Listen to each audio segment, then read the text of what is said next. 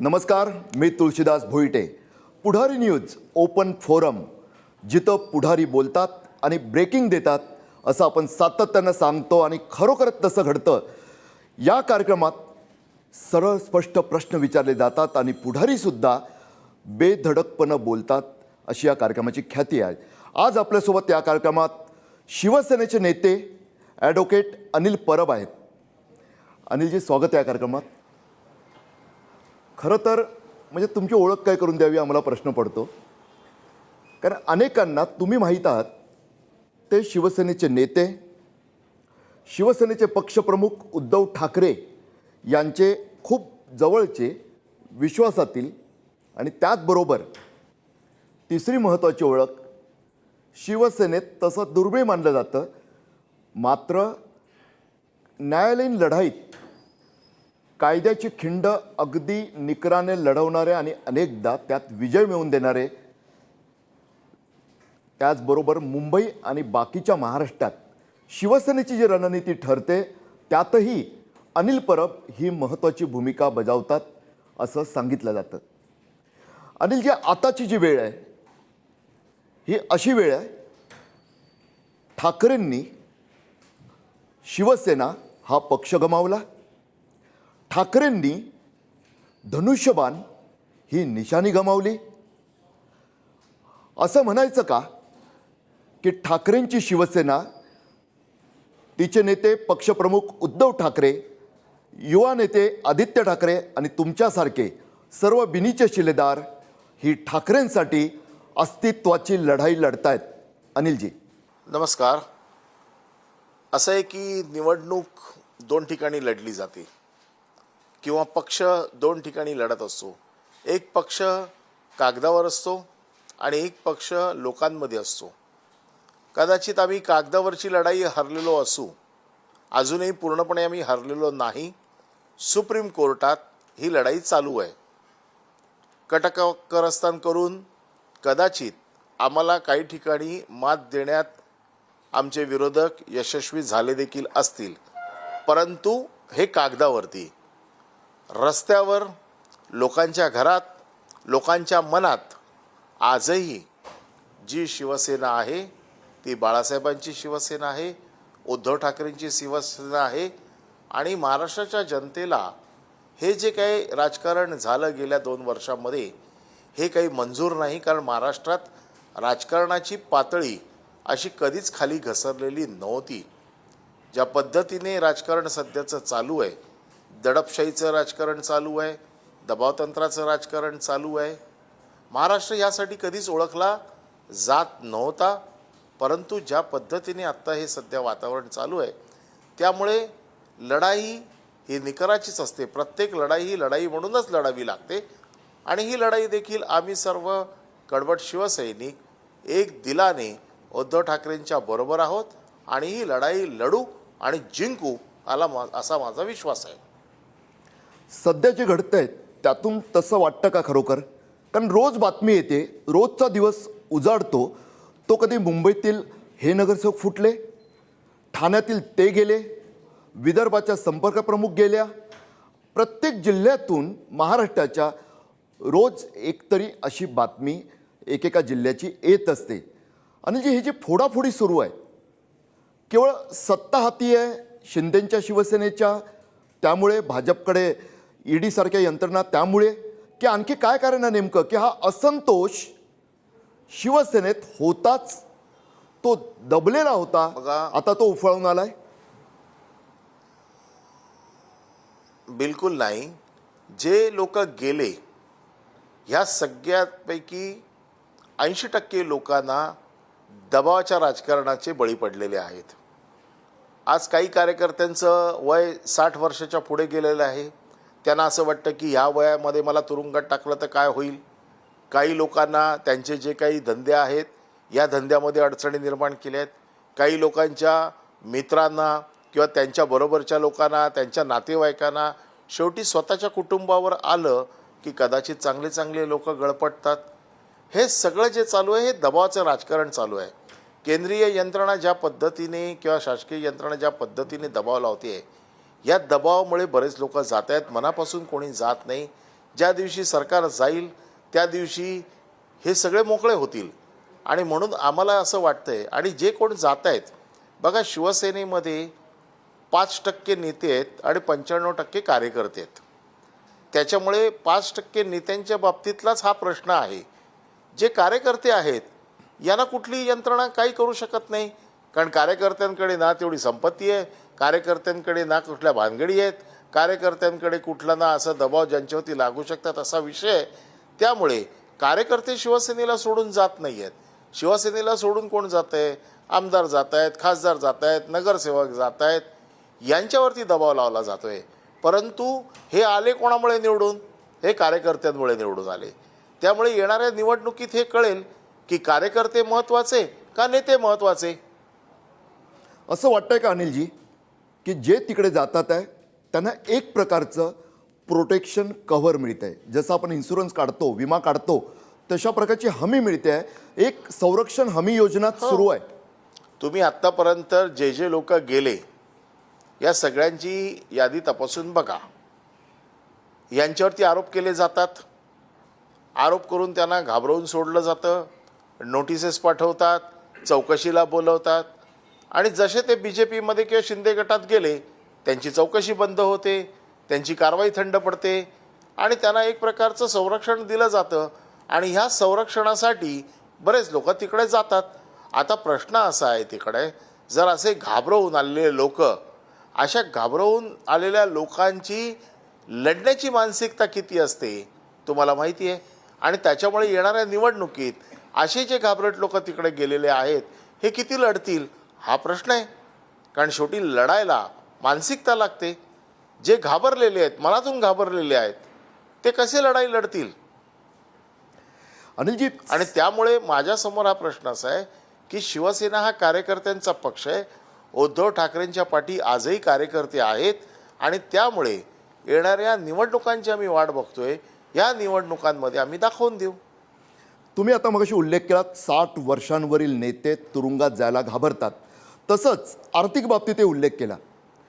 रवींद्र वायकर शिवसेनेचे आमदार तुमच्यासारखेच, तुमच्या एवढे नसतील, मात्र उद्धव ठाकरे यांच्या विश्वासातील. खूप चर्चा सुरू आहेत सध्या. त्यातही तुम्ही म्हणालात की तिकडे गेल्यानंतर खूप काही त्यांचं दिलं जातं, मिळवलं जातं, परंतु रवींद्र वायकर अद्याप तरी या क्षणापर्यंत तरी आपण जेव्हा बोलतोय त्याचं मी म्हणतोय ठाकरेंच्या शिवसेनेतच आहेत सध्या तरी कागदावर. तुमचा शब्द घेतो. परंतु बातमी आली की महानगरपालिकेनं त्यांच्या विरुद्ध जे आरोप झाले त्यापैकी तो 500 कोटींचा प्रकल्प, त्याच्याबद्दल वेगळंच आता भूमिका घेतली आहे. हे नेमकं काय चाललंय? तुमचा तो उल्लेख 60 वर्षांवरील नेत्यांना बघा, हे तुरुंगात. प्रकरण असं आहे की बोला.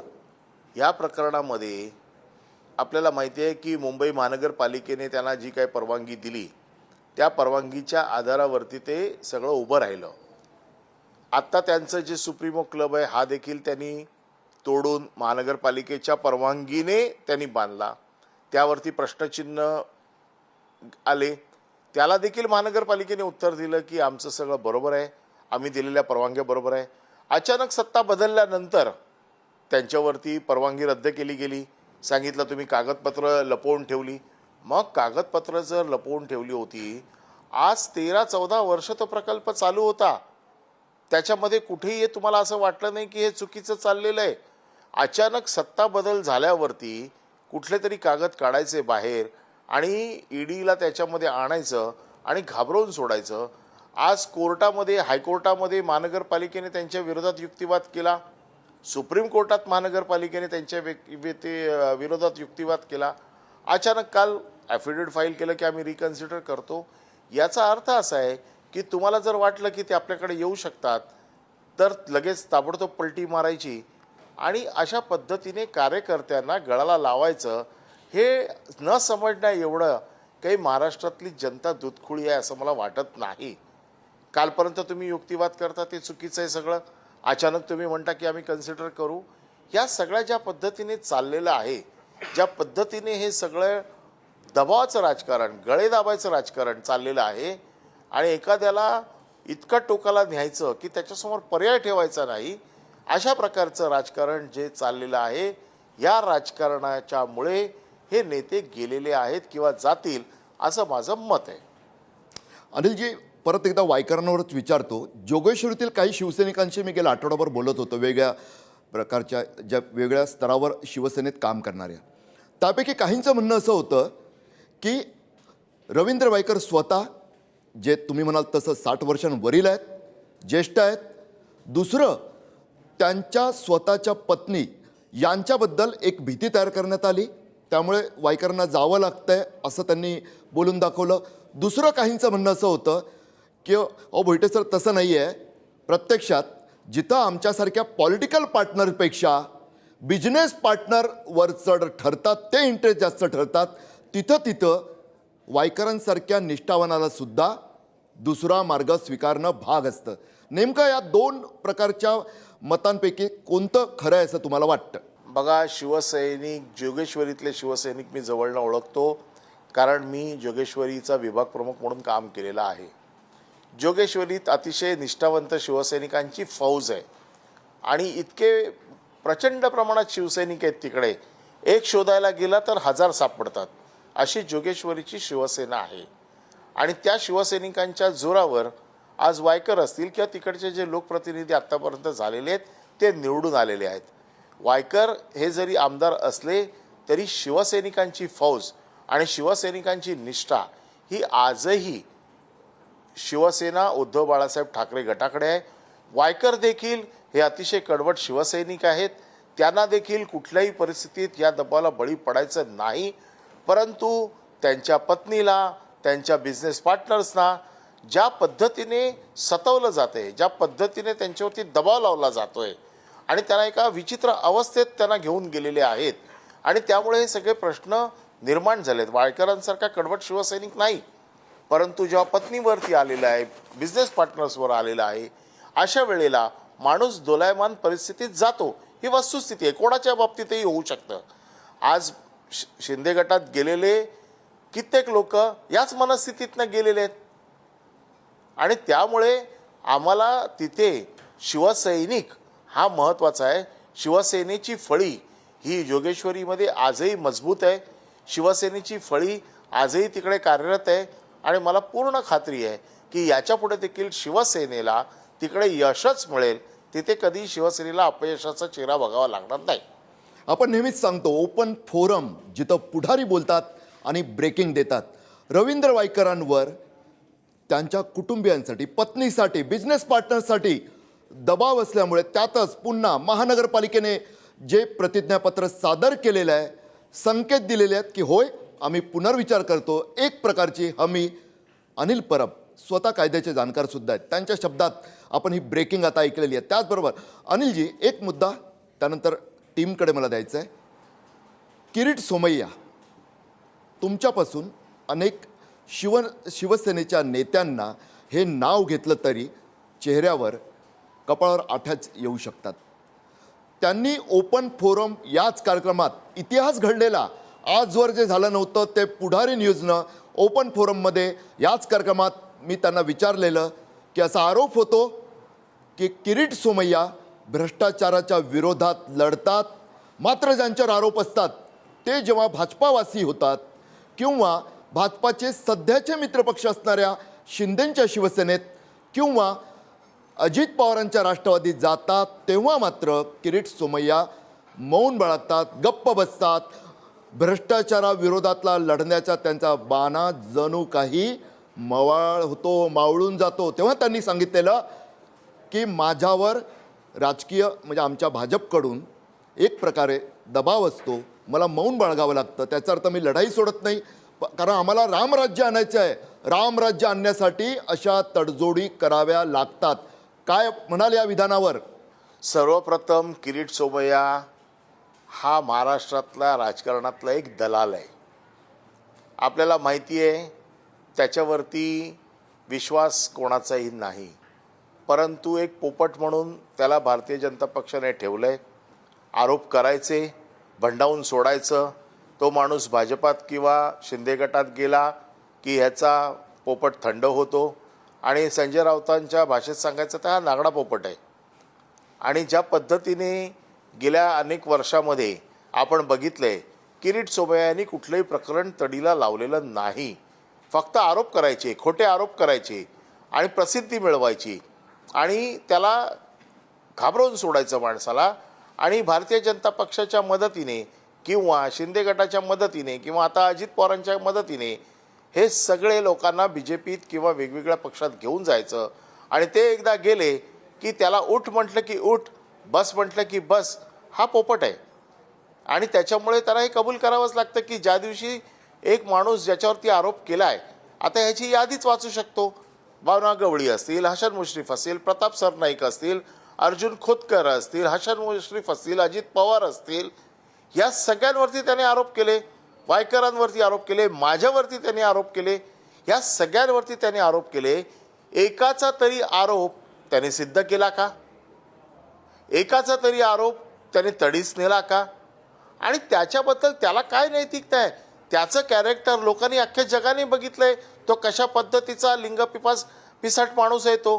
ज्या पद्धतीचे त्याचे सगळे व्हिडिओ जनतेने बघितलेले आहे, अशा माणसाला भारतीय जनता पक्ष पुढे करते, हे भारतीय जनता पक्षाचं दुर्दैव असं म्हणायला पाहिजे.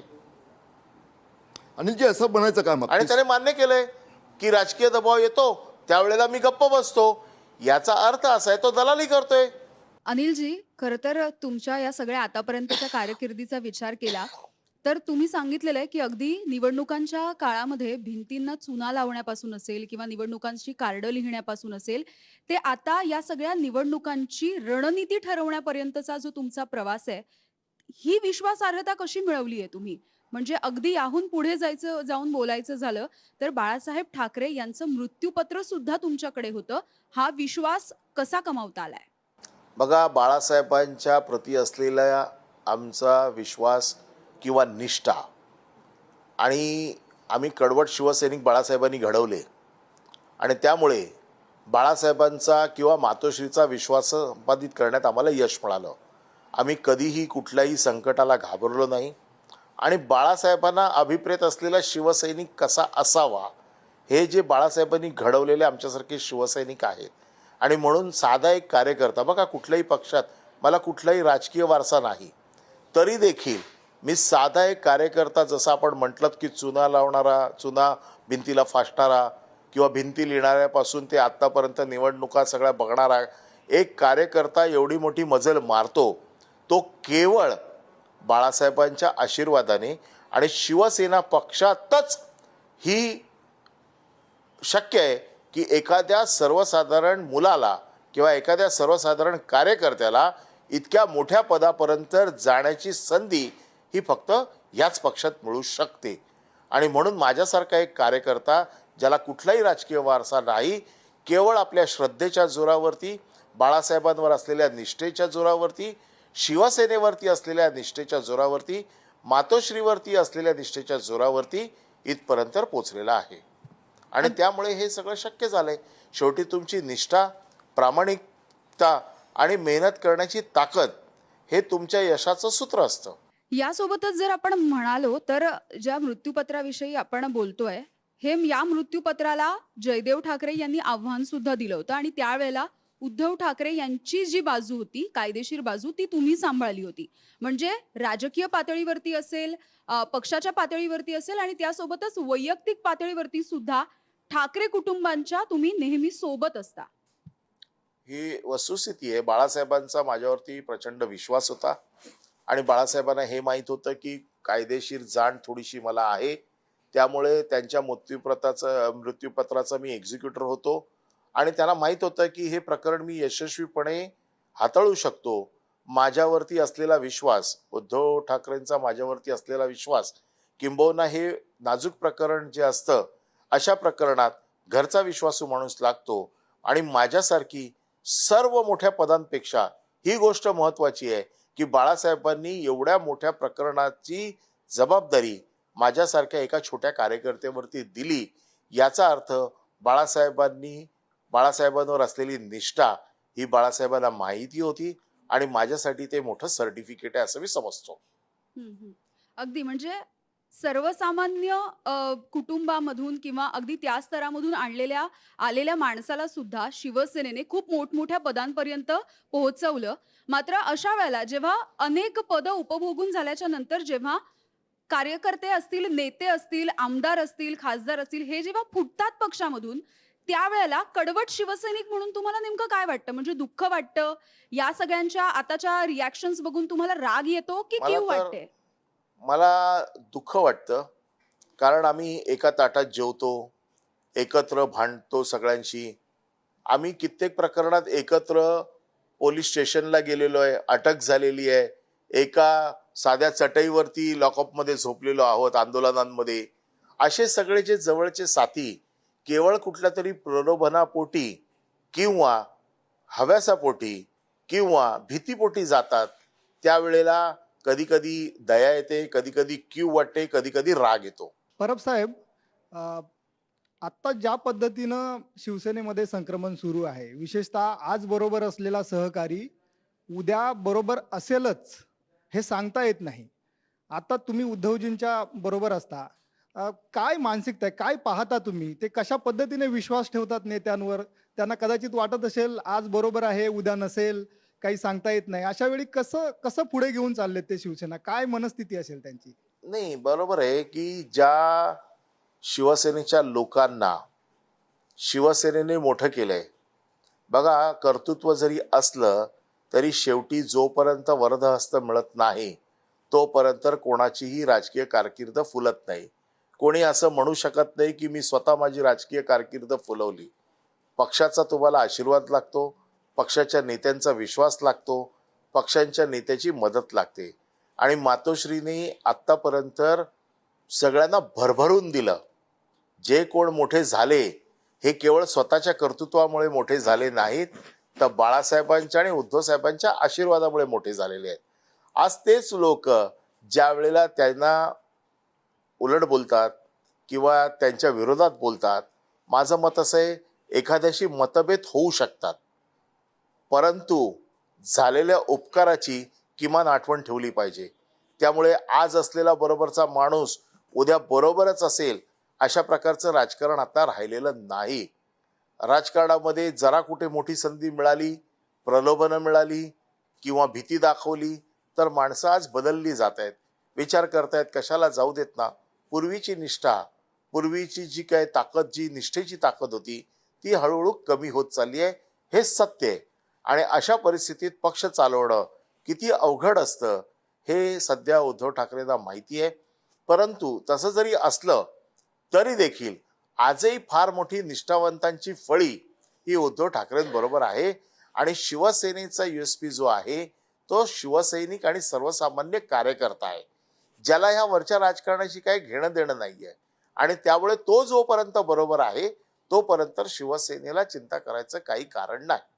अनिलजी, आत्ताच तुम्ही मगाशी बोलताना दुःख व्यक्त केलं, खंत व्यक्त केली. सध्या ज्यांना ठाकरेंनी मोठं केलंय अशा अनेक मोठी नावं, मोठे नेते, आमदार, खासदार, नगरसेवक सोडून जातात. जे तुमच्यासारख्या नेत्यासोबत अगदी पोलीस स्टेशनपासून तुम्ही उल्लेख केला, ज्यांनी कामं केलेली असतात, एका चटईवर लॉकअपमध्ये पोलीस कोठडीत जे एकत्र झोपले, ते सुद्धा जेव्हा साथ सोडून जातात तेव्हा स्वाभाविकच तुम्ही म्हणाल तसं दुःख होतं.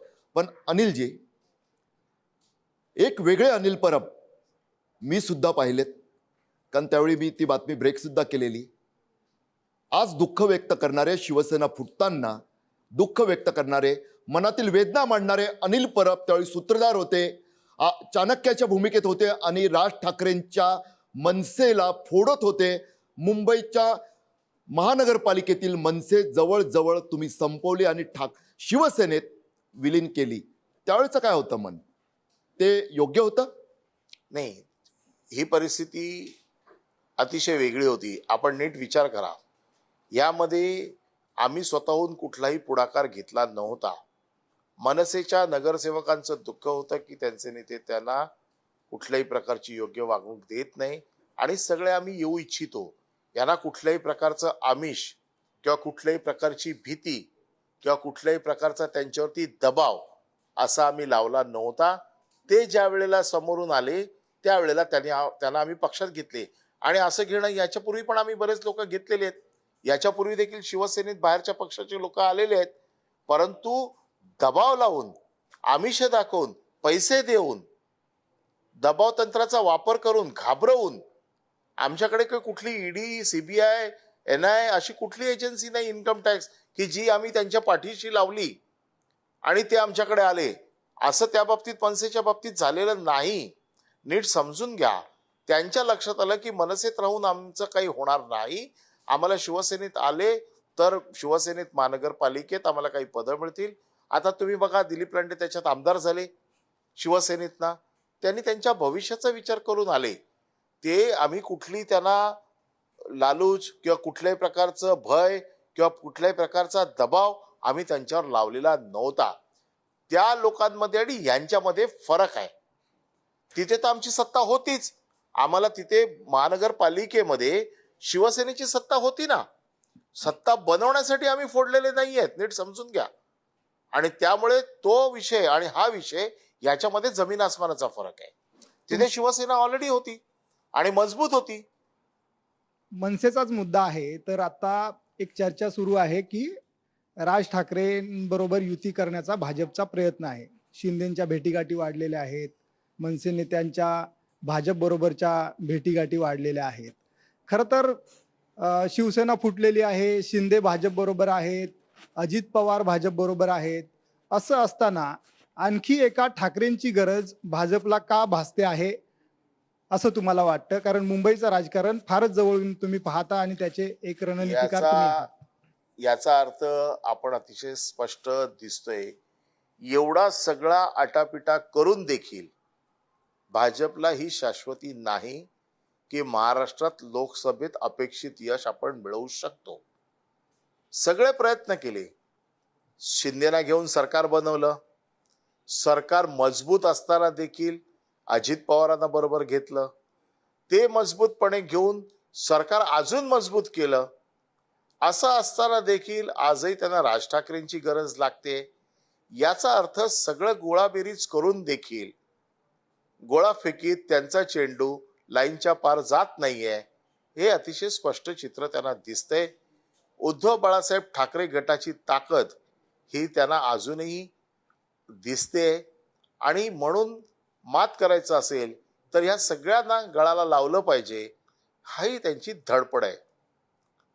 परंतु हे करत असताना जर राज ठाकरेंना बरोबर घेतले तर भारतीयच्या परप्रांतीयांची जी मतं, जी आज मोठ्या प्रमाणात, जी आज मुंबईत, ठाण्यात, महाराष्ट्रात आहे, या मतांचं ते काय करणार आहे? त्यांना राज ठाकरेंची भूमिका मंजूर आहे का? हे सगळे विषय पुढे येणार आहेत. त्यामुळे एका बाजूने कदाचित ते जवळ करतील, दुसऱ्या बाजूने काहीतरी ते गमावतील. परब साहेब, बघा की गल्लीपासून दिल्लीपर्यंत भाजप सत्तेत आहे. त्यांनी मोठे पक्ष फोडून त्याचे सहकारी मोठा भाग त्यांच्याकडे घेतलेला आहे. आमदार आहेत, खासदार आहेत, सगळे बरोबर आहेत. तरीही ते राज ठाकरेंना बरोबर घेण्याचा प्रयत्न करतायत. दुसरीकडे शिवसेना अडचणीत आहे. म्हणजे उद्धव बाळासाहेब ठाकरेंची शिवसेना अडचणीत आहे, कमकुवत केली गेली आहे, लढते आहे, संघर्ष होतो आहे, रोज नेते बाहेर पडत आहेत. अशा वेळी राज ठाकरेंना बरोबर घ्यावं असा विचार कधी या शिवसेनेत होतो का? व्हायला हवा का? काय वाटते तुम्हाला? नाही, या बाबतीत पक्षाचे प्रमुख विचार करतील. हा विचार करण्याची जबाबदारी काय आमची नाहीये, ते पक्षाचा. कारण शेवटी तो कौटुंबिक विषय पण आहे, तो राजकीय विषय पण आहे. या सगळ्या बाबतीमध्ये दोन्ही ठाकरे म्हणजे राज ठाकरे आणि उद्धव ठाकरे हे दोघेच निर्णय घेऊ शकतात. याच्यामध्ये तिसरा कोणीही निर्णय घेऊ शकत नाही. त्यामुळे तो निर्णय त्या दोघांवरती आहे की काय करायचं ते. पण भारतीय जनता पक्षाला आज प्रत्येकाची गरज आहे. म्हणजे एवढं सगळं मजबूत सरकार आहे, ट्रिपल इंजिनचं सरकार आहे. एक दिवस मला असं वाटतं की या ट्रेनला सगळी इंजिनच राहतील, डबा राहणारच नाही, अशी परिस्थिती आता निर्माण झालेली आहे. आणि सगळ्यात दुर्दैवाची बाब काय आहे, या सगळ्यामध्ये ओरिजिनल भाजपाचा कार्यकर्ता कुठे गेलाय? म्हणजे आरक्षणाचा सध्या विषय चालू आहे, आपण बघताय महाराष्ट्रात आरक्षणावर ना किती गोंधळ चालू आहे. माझी तर मागणी आहे की ओरिजिनल भारतीय जनता पक्षाच्या कार्यकर्त्यांना किमान 10 ते 15% तर आरक्षण ठेवा. आज त्यांच्याच आरक्षणाचे वांदे झालेत. आज त्यांच्या प्रवक्त्यांना 12 वेळा त्यांचं उमेदवारीसाठी नाव चर्चेत येतं आणि 12 वेळा त्यांना डावललं जातं. त्यांचा मुलगा खंत व्यक्त करतो की माझ्या वडिलांनी आयुष्यभर पक्षासाठी कार्य केलं, परंतु त्यांना अशा पद्धतीने डावललं जातं. सगळ्या ओरिजिनल लोकांना आज त्यांची परिस्थिती काय आहे? या सगळ्या सत्ता संघर्षामध्ये आमच्याशी त्यांनी मुख्यमंत्री पदावरनं भांडण केलं, पण त्यांचा मुख्यमंत्री कुठे झाला? मुद्दा असा आहे, एक ठाकरेंचा उल्लेख केलात तुम्ही, उद्धव ठाकरे. म्हणजे देश पातळीवर विचार केला तर मोदी नावाचा एक मेगा ब्रँड आहे पंतप्रधान नरेंद्र मोदी यांचा, ज्याच्याशी मुकाबला करणं, सामना करणं तेवढं सोपं मानलं जात नाही. निवडणुकांमागून निवडण्या येत, परंतु जेव्हा महाराष्ट्रात येतो तेव्हा इथं दिसतं एक ठाकरे नावाचा ब्रँड आहे, दुसरा, तिसरा पवार नावाचा ब्रँड आहे. कुठंतरी असं वाटतं का की आदित्य ठाकरे या युवा नेत्यावर ज्या पद्धतीचे आरोप केले जातात, सातत्याने होतात, सुशांत सिंह राजपूत, दिशा सालियन आणि इतर अनेक प्रकरणं, अशा प्रकारची जी बिलो द बेल्ट ज्याला म्हणतो तशी काढली जातात, आरोपांची मालिका होते. उद्धव ठाकरेंच्या विरोधात एक वेगळ्या आरोपांची मालिका असते. ब्रँड ठाकरे संपवण्याचा एक कुठचा तरी राजकीय कट दिसतोय का अनिलजी? हा 100% राजकीय कट आहे. उद्धव ठाकरेंना असलेली सहानुभूती, त्यांचं कोविड काळात केलेलं कार्य कुठेतरी पुसून टाकायचं म्हणून कोविड घोटाळा काढायचा, खिचडी घोटाळा काढायचा, त्याच्यात चौकशा लावायच्या, त्याच्यात कोणाला तरी आतमध्ये टाकायचं, अधिकाऱ्यांना आतमध्ये टाकायचं, हे मिळालेली सहानुभूती पुसण्याचा प्रयत्न करतायत. उद्याचं भवितव्य म्हणून आदित्य ठाकरेंकडे बघितलं जातं तर अगोदरच बाळाला नख लावून टाकायचं गळ्याला, अशातला हा प्रयत्न आहे. कदाचित बघा, हे ठाकरे आडनाव असे त्याची किमया आहे आणि त्या किमयेची महाराष्ट्राने वारंवार प्रचिती घेतलेली आहे. त्यामुळे उद्धव ठाकरेंच्या नंतर आदित्य ठाकरे महाराष्ट्राचे नेते होतील ही भीती त्यांना आहे. म्हणून आत्ताच त्यांना बदनाम करून टाका, त्यांच्यावर आरोप करा. मला सांगा, सुशांत सिंग राजपूत केसची पूर्ण चौकशी सीबीआयने केली, काय मिळालं त्याच्यामध्ये? काय झालं का त्याच्यामध्ये? पूर्ण चौकशी केली. दिशा सालियन प्रकरणाची चौकशी पूर्ण झाली, सीबीआयने केली, मुंबई पोलिसांनी केली. काय मिळालं का? तरी देखील सतत आरोप करत राहायचे, तरी सतत बदनामी करत राहायची, जेणेकरून अशा बदनामीने माणसाचं मनोधैर्य खच्ची करण्याचं काम ते करत असतात आणि ते सतत काम भारतीय जनता पक्ष करत असते. त्यांच्याकडे ठरलेले ठराविक पाळीव लोक आहेत, ज्या पाळीव लोकांना ईडीची फाईल दाखवली जाते सकाळी आणि त्यांना सांगितलं जातं की चला सुरू व्हा, आज काम करा, नाहीतर तुमची संध्याकाळी ईडीमध्ये रवानगी. अशा प्रकारचे काही पाळीव लोक त्यांनी ठेवलेले आहेत आणि ते सतत भुंकत असतात. अनिलजी तुम्ही शिवसेनेचे नेते आहात. ज्या अनिल परबांना मी ओळखतो ते सरळ स्पष्टच नाही, बेधडक बोलतात, कुणाचीही पर्वा करत नाहीत. भाजपचे ते पाळीव ठेवलेले लोक कोण? नावं घ्याच आज पुढारी न्यूजवर, सांगा महाराष्ट्राला प्लीज. नाही, हे तर तुम्ही दररोज सकाळपासून संध्याकाळपर्यंत बघत असतात. मला तुम्हाला माहिती आहे, किरीट सोमयच्या बाबतीत तर मी अतिशय स्पष्ट बोललो. आपण बघताय नारायण राणेंची दोन्ही मुलं ज्या पद्धतीने बोलतायत. आता मला सांगा, हे लोक ईडीवरती बोलतायत, हे लोक आम्हाला पोलिसांच्या भीत्या दाखवतायत, हे लोक कशासाठी गेले हो भारतीय जनता पक्षामध्ये? यांच्या फाईल तयार केल्या म्हणूनच गेले ना. कारण ज्या काँग्रेसमध्ये राहून त्यांनी भारतीय जनता पक्षावरती एवढे बेछूट आरोप केले होते, केवळ त्या अविघ्नची फाईल समोर ठेवली, ते भारतीय जनता पक्षात गेले. त्याला दररोजचं काम दिलेलं आहे, बोला. भारतीय जनता पक्ष याच्यात फक्त मजा बघतोय. शिवसेनेचे लोक शिवसेनेला भिडवून टाकायचे, राष्ट्रवादीचे फुटीर लोक राष्ट्रवादीला भिडवून टाकायचे आणि ह्यांनी फक्त मजा बघत बसायची. हे त्यांचं धोरण आहे. अनिलजी, मुंबईतला जो गिरणगावचा जो भाग आहे तो तिकडे ठाकरेंचं वर्चस्व अधिक आहे. सो एकेकाळी तिकडे खूप साऱ्या गिरण्या होत्या आणि ह्या गिरणी कामगारांना आश्वासनं दिली होती त्यांच्या नोकरीवर गदा आणून की तुम्हाला घरं मिळतील. पण हजारो गिरणी कामगार आहेत ज्यांना अजूनही घरं मिळाली नाहीत. तर याबाबत तुम्ही काय सांगाल? म्हणजे ठाकरेंची शिवसेना याबाबत काय करेल? याबाबत ठाकरेंची शिवसेना लढतेच आहे. गिरणी कामगारांच्या मोर्चाचं प्रत्येक वेळेला नेतृत्व हे शिवसेनेनेच केलेलं आहे.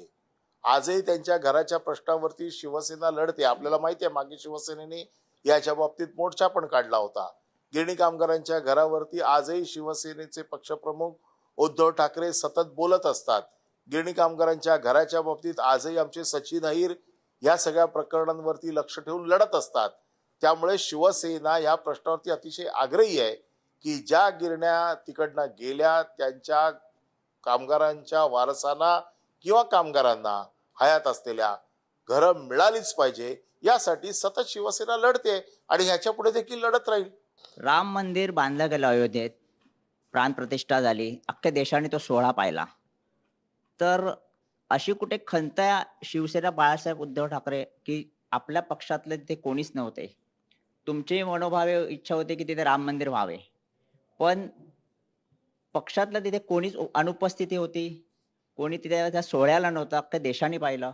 तर अशी आता आपण जर भाजपमध्ये सोबत असतो तर ते क्रेडिट मिळालं असतं, किंवा अशी काही मनात एक खंत आहे का आपल्या?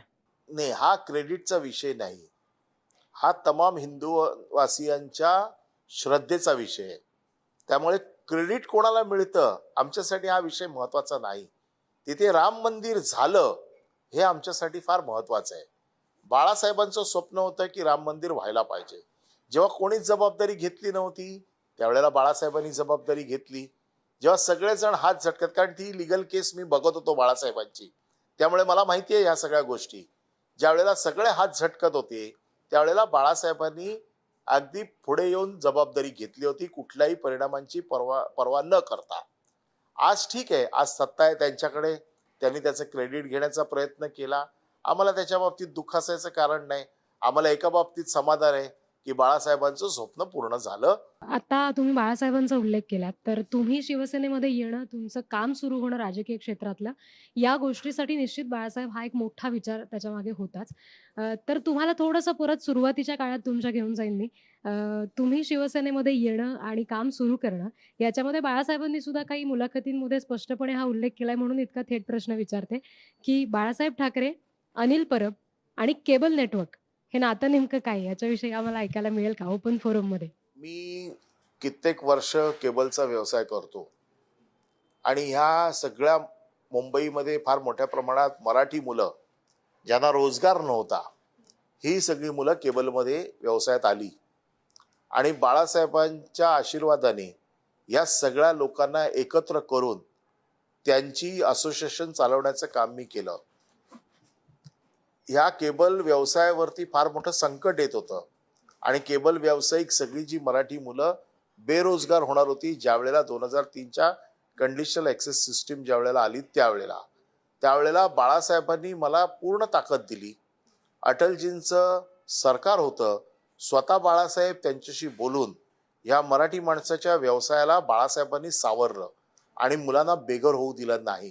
त्यामुळे बाळासाहेबांचं माझं केबल व्यवसायाचं एक घट्ट नातं होतं. अगदी अनिलजी, पण आणि ह्या थोडंसं तुम्हाला व्यवसायात मध्ये मराठी थांबून फक्त मुलांना एवढंच विचारेन, की बाळासाहेबांच्या एका शब्दावर केबल नेटवर्क बंद होत होतं, अशा ज्या चर्चा आहेत किंवा बाळासाहेबांनी मुलाखतीमध्ये जे सांगितलं ते खरं आहे का?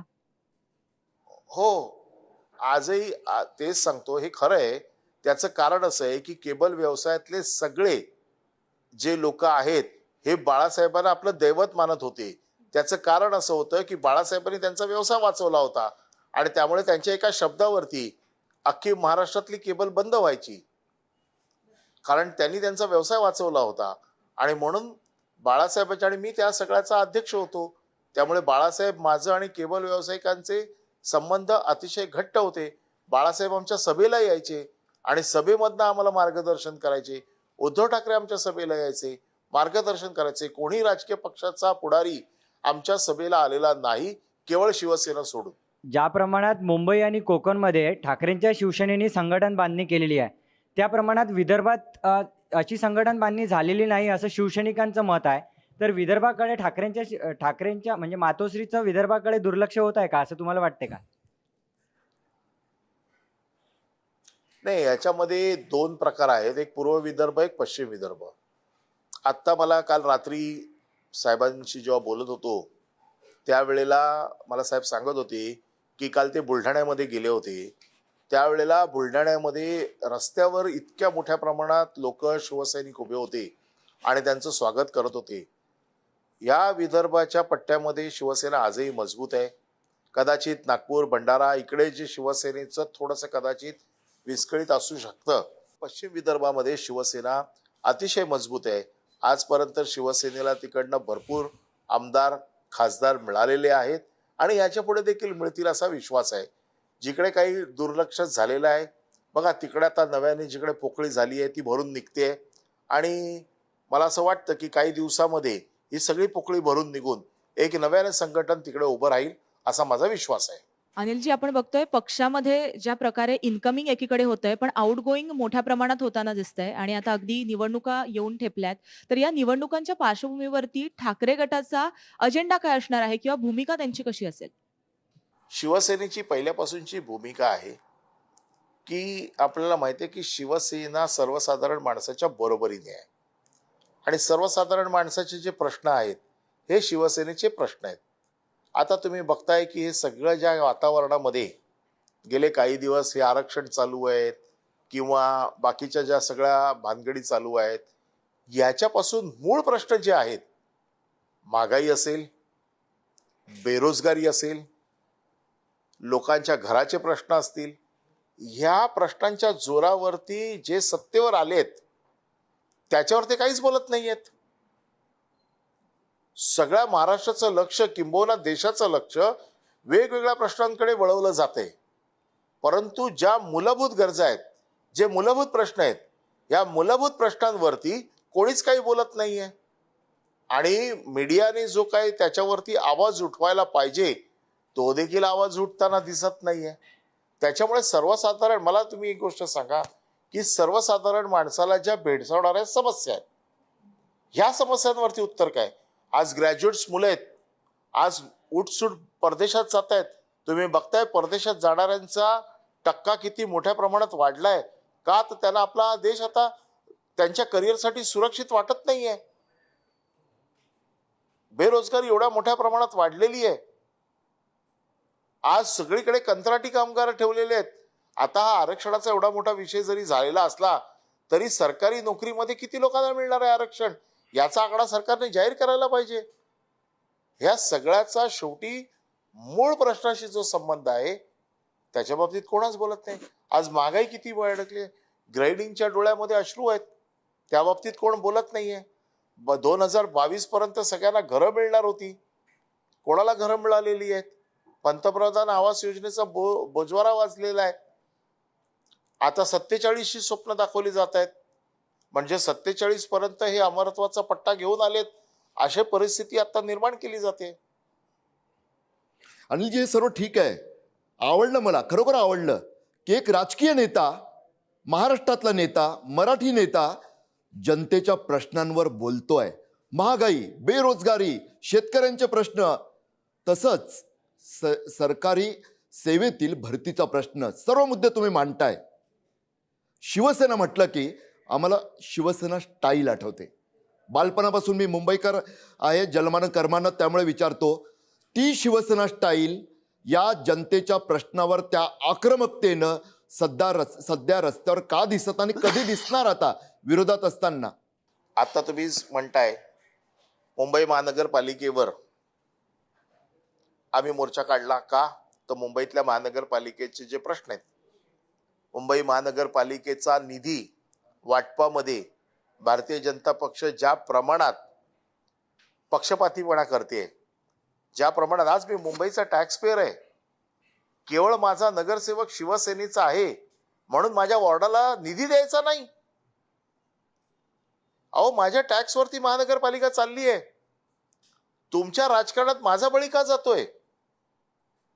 मी जर टॅक्स पे करतोय तर माझ्या मूलभूत गरजांसाठी जो काय महानगरपालिकेचा निधी आला पाहिजे, हा केवळ माझ्या वॉर्डाचा नगरसेवक शिवसेनेचा आहे म्हणून येत नाही आणि ह्याला कोणी विचारत नाहीये. प्रशासक मनमानी करतायत, टेंडर्स ज्या पद्धतीने उघडली जात आहेत कोणी विचारत नाहीये.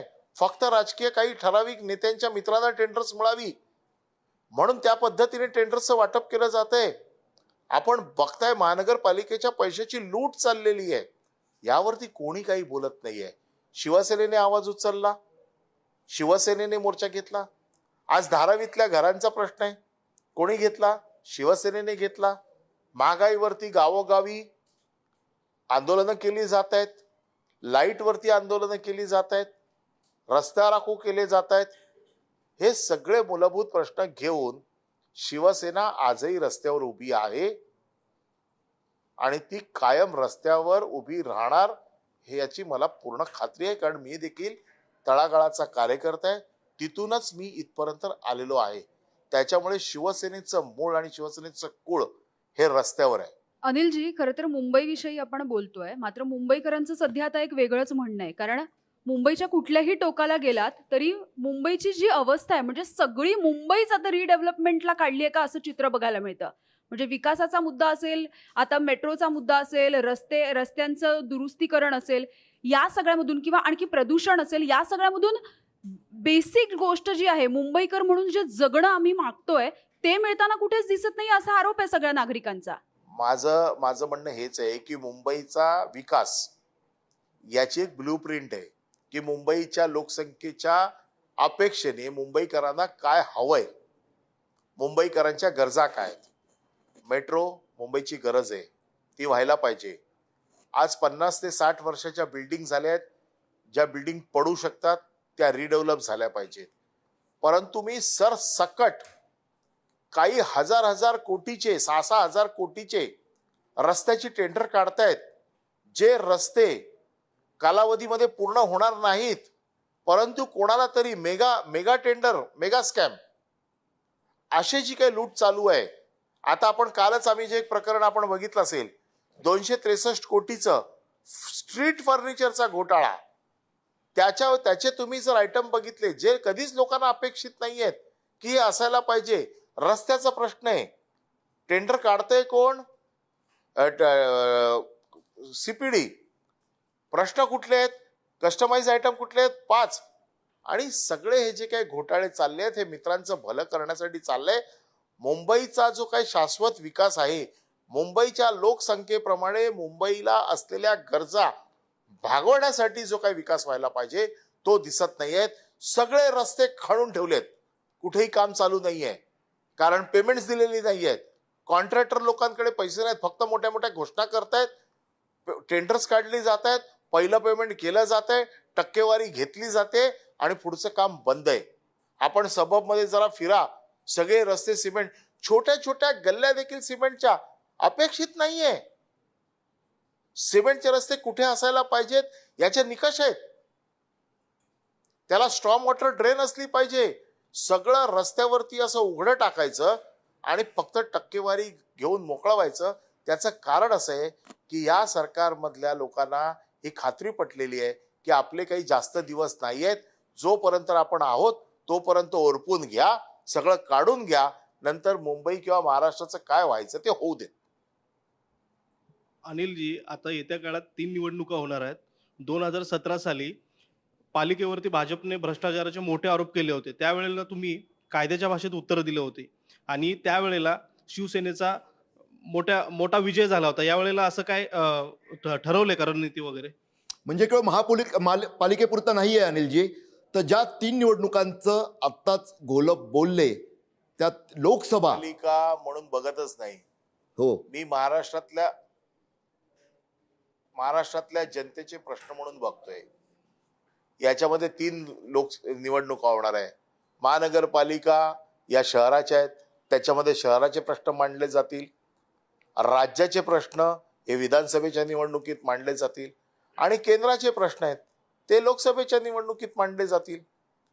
आज केंद्रशासित योजनांचा लाभ महाराष्ट्राला किती मिळाला, महाराष्ट्र किती टॅक्स देतो आणि त्याच्या बदल्यात महाराष्ट्राला काय मिळतं, हा देखील फार महत्वाचा विषय.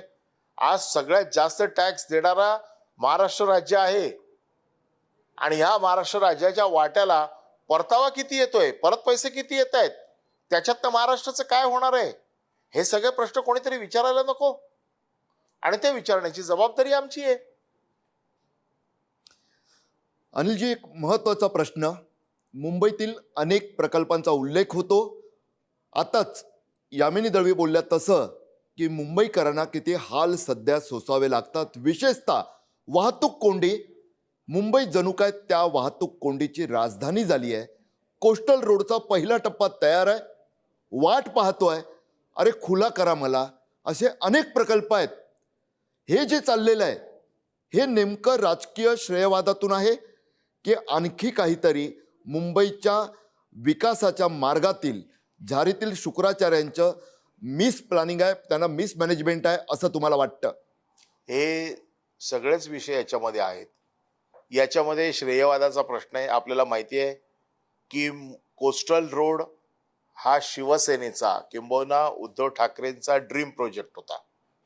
त्याची सुरुवात आमच्याकडनं झाली. आता त्यांनी पहिला टप्पा पूर्ण केला आहे, परंतु या देशाचे पंतप्रधान मोदी साहेब यायची ते वाट बघतायत. कारण महाराष्ट्र हा लोकसभेसाठी भारतीय जनता पक्षाला फार महत्त्वाचा आहे आणि त्यामुळे मोदी साहेब येतील, घोषणा करतील आणि असे वारंवार मोदी साहेबांना मुंबईत आणून किंवा महाराष्ट्रात आणून वेगवेगळ्या प्रकल्पाच्या घोषणा होतील, मोठे मोठे प्रकल्प जाहीर केले जातील, मतं मिळवण्याचा प्रयत्न केला जाईल आणि त्यामुळे आजही तयार असलेल्या रोडचं उद्घाटन होत नाहीये. पण मला एक खात्री आहे की हा ड्रीम प्रोजेक्ट जो कोस्टल रोडचा आहे तो जर पूर्ण झाला तर बऱ्याच मोठ्या प्रमाणामध्ये या कोस्टल रोडमुळे मुंबईची एक बाजूची वाहतूक किमान सुरळीत होईल असा मला विश्वास आहे. अनिलजी, स्पष्ट शब्दात की मतांच्या राजकारणासाठी मुंबईकरांचा हिताचा घात होतोय का? अगदी 100% मतांसाठीच हे सगळं चाललेलं आहे असं माझं मत आहे. याच्यात मुंबईचं प्रेम असणारा माणूस कोण आहे? एकाही माणसाला मुंबईबद्दल प्रेम नाही, ना भारतीय जनता पक्षाला, ना शिंदे गटाला, ना राष्ट्रवादी काँग्रेसला. आमचं तर जन्मभूमी मुंबई आहे, कर्मभूमी मुंबई आहे. आम्ही जगलोच इथे, याच वातावरणात मोठे झालो. त्याच्यामुळे मुंबईवरती असणारं प्रेम हे काय आम्हाला वेगळ्याने सांगायची गरज नाही. त्यामुळे मुंबईला जरी टाचणी टोचली तरी त्याची पहिली कळ आम्हाला लागते आणि त्यामुळे आम्ही सतत मुंबईवरती बोलत असतो. त्याचं कारण असं की आमची राजकीय कारकीर्दच इथे फुललेली आहे. त्यामुळे मुंबईच्या प्रश्नांवरती आम्ही बोलणार, आम्ही राज्याच्या प्रश्नांवरती बोलणार. पण मुंबईबद्दल आपण जे म्हणताय की वेठीला धरणं, आम्हालाच वेठीला धरलं जाते कारण आम्ही मुंबईकर आहोत. धन्यवाद अनिलजी. अनेक मुद्द्यांवर आपण बेधडकपणे उत्तर दिली, मोकळेपणाने बोललात. पुढारी न्यूजच्या ओपन फोरम आणि इतरही कार्यक्रमात सातत्यानं आपण असंच संवाद साधत राहावं एवढीच तुम्हाला विनंती आहे.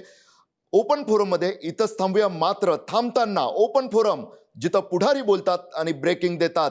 पहिली ब्रेकिंग होती आजची की जे शिवसेनेचे नेते कारवाईच्या भीतीने जातात त्यांचे कुटुंबीय आणि त्याचबरोबर बिझनेस पार्टनर यांच्यावर दबाव आणून त्यांची भीती घालून त्या नेत्यांना फोडलं जात आहे. तसंच आताचं मराठा आरक्षणाविषयीचं सुद्धा सरकारनं खरोखर ट्रिपल टेस्टचं संपूर्ण मापदंड पाळलेत का? ते आरक्षण टिकवण्यासाठी सरकारचे प्रयत्न दिसत आहेत का? एक नाही अनेक गोष्टींवर अनिल परब मोकळेपणाने बोलले. ओपन फोरममध्ये आपण इथंच थांबूया. तुम्ही पाहत राहा पुढारी न्यूज, आवाज जनतेचा.